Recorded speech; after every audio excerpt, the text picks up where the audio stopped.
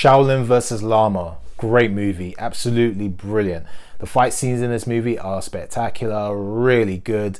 This is a movie that when I first saw it, I mean, I wasn't, because I didn't know many of the action stars in this movie, I wasn't that familiar with them, so I wasn't overly excited about watching it, but the film is brilliant. It's a brilliant kung fu movie. The choreography is fantastic. The story, I love the story in this movie about this young guy who he's trying to become like the best in kung fu. So he goes around to all these schools and he's challenging all the masters. Very respectfully, he's like seeking out a master who can teach him to be better than he is, and he ends up beating a lot of these guys that he comes across. Like the first guy he beats, and then he's kind of respectful about it, and then he moves on, and then he beats another guy, and it's a bit more comedic in that fight.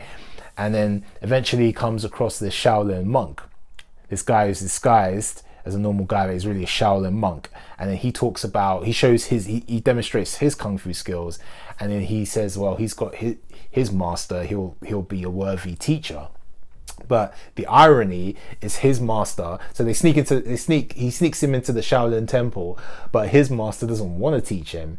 He's kind of this old guy who's kind of a bit eccentric.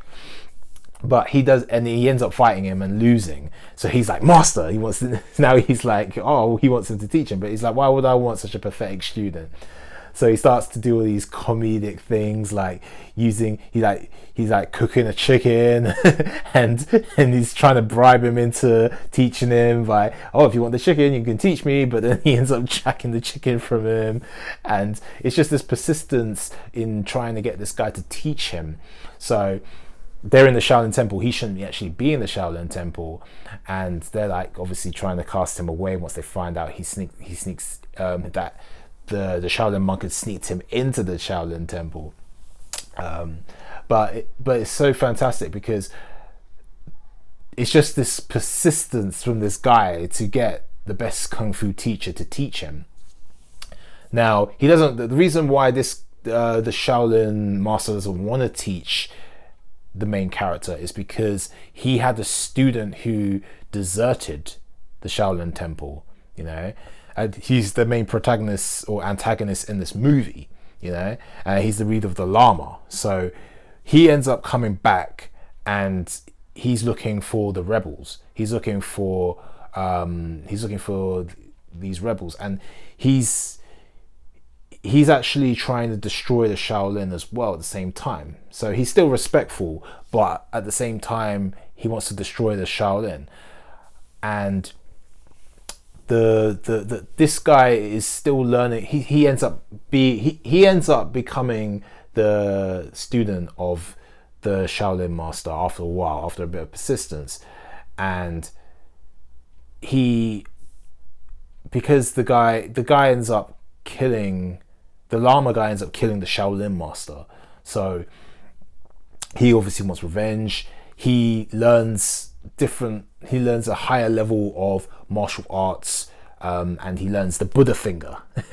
He learns the Buddha finger from one of the monks in the Shaolin temple as he's teaching him like different aspects of how he can beat this guy, because he was after that. He ends up rescuing this girl, bringing her to the Shaolin temple, and this girl is part of a rebellion that the Lama guy is after. So him and his people go to the Shaolin temple demanding that they get these rebels, they release the rebels. But obviously the Shaolin are like, well, we don't want any trouble, you don't have any right to come in here and demand that. So this Lama guy, he keeps coming back, and he comes back and he kills the girl, he kills the master, and then obviously the Shaolin leader abbot, he goes to challenge the Lama guy, and he's losing in the fight, but our hero comes into the scene and he ends up beating him with the Buddha finger. So it's a great story, and it's just a great story of a man's determination. What I took from this movie was it's like a man's determination to learn and to become better. Even though at the beginning of the movie you see obviously he's able to beat all these martial arts masters, and who he's looking for is a teacher that is worthy of being his master.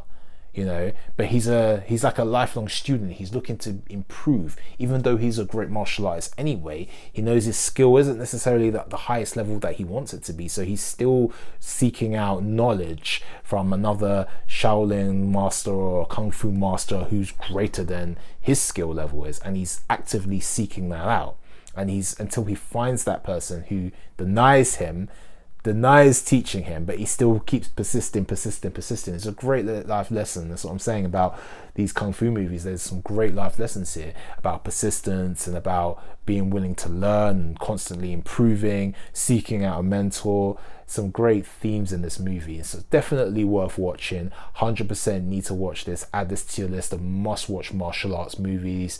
I definitely give it like a 5 out of 5 in terms of quality. It's so good. It's a great Shaw Brothers classic movie.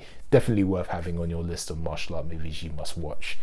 Anyway, if you like this video, hit that like button, share, subscribe, and comment down below. Let me know if you've seen Shaolin versus Lama. Where do you think it ranks in the top Shaw Brothers movies, in the top Kung Fu movies of all time? And what did you like most about it? Did you like the fight scenes? Did you like the themes? Do you agree with some of the things I said? Do you disagree? Comment down below. I'd love to know your thoughts. Anyway, I'll see you next time for another video. Remember, behind every fight is a great story. Peace.